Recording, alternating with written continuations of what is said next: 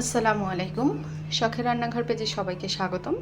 আজকে আমি দেখাবো মজাদার একটা নাস্তা আইটেম, বড় থেকে ছোট সবার খুবই পছন্দের একটা খাবার, স্যান্ডউইচ।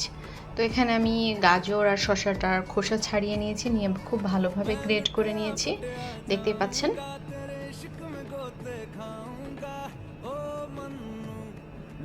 আর এখানে আমি নিয়েছি চিকেনের এক পিস নিয়েছি। এখানে হাড্ডি ছাড়া চিকেন নিতে হবে। চিকেনগুলোকে আমি খুব ভালোভাবে গ্রেট করে নেব। এখানে আপনারা চাইলে ব্লেন্ডারও ইউজ করতে পারেন।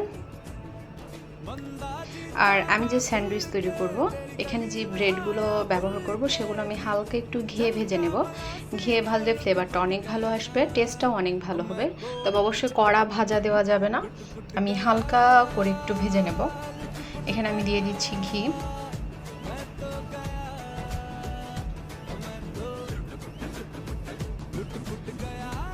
আর এই পর্যায়ে আমি ব্রেডগুলো দিয়ে হালকা করে একটু ভেজে নেব।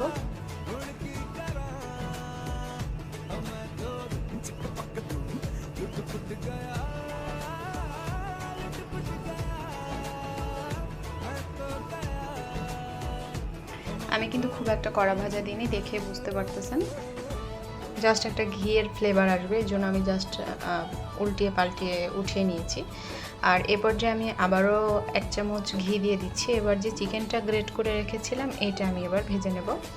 গ্রেট করা চিকেনটা দিয়ে দিচ্ছি।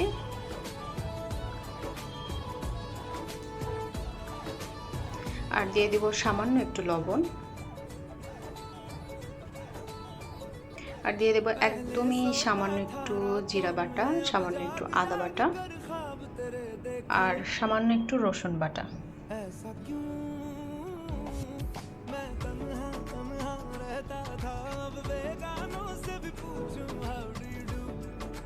দিয়ে খুব ভালোভাবে নাড়াচাড়া করে নিতে হবে।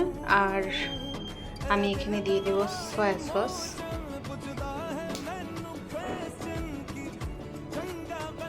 সয়া সসটার কারণে কিন্তু লবণটা অবশ্যই আপনারা কম দিবেন। এখানে আমি সয়া সস দিয়ে খুব ভালোভাবে মিডিয়াম আছে এটা নাড়াচাড়া করতে করতে একটা সময় কিন্তু ভাজা ভাজা হয়ে যাবে। এখানে এক্সট্রা কোনো পানি ব্যবহার করার কোনো প্রয়োজন নেই। আমার কিন্তু ভাজা ভাজা করা কমপ্লিট। এরপর যে আমি চুলাটা বন্ধ করে চিকেনগুলো একটু ঠান্ডা করে নেব।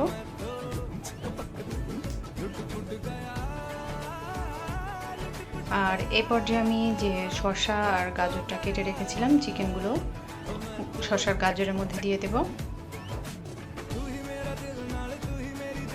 আর এখানে আমি মেয়োনিজ ইউজ করতেছি, এটা হচ্ছে আমি নিজে বাসায় তৈরি করেছি, এটা খুবই মজাদার। আমি পরবর্তী ভিডিওতে অবশ্যই এটা আপনাদের দেখিয়ে দেবো আমি কিভাবে বাসায় তৈরি করেছি।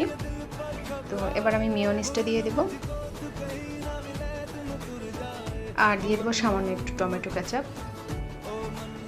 এই মেয়োনিজটা বাসায় তৈরি করলে আপনারা কখনোই বাইরে থেকে কিনবেন না, এটা এতই মজাদার।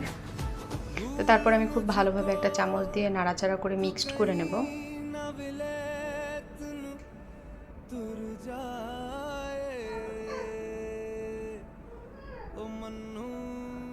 আমার কিন্তু মিক্সড করা কমপ্লিট। এ পর্যায়ে আমি যে ব্রেডগুলো ভেজে রেখেছিলাম এটার মাঝখানে এই শসার গাজরের মিক্সটা আমি দিয়ে দেব।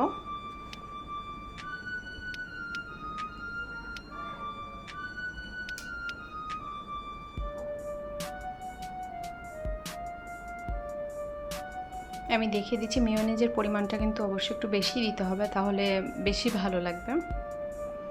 এ পর্যায়ে আমি কিন্তু যে ব্রেডটা এটার মধ্যে খুব একটু মোটা করে দিয়ে দিয়েছি, দিয়ে আরেকটি দিয়ে হালকা একটু চাপা দিয়ে দেব। আমি কিন্তু 4 পিস এখানে স্যান্ডউইচ তৈরি করেছি। আশা করি আপনারা সবাই ট্রাই করবেন। আমার চ্যানেল লাইক, কমেন্ট আর অবশ্যই সাবস্ক্রাইব করবেন। সবাইকে থ্যাংক ইউ।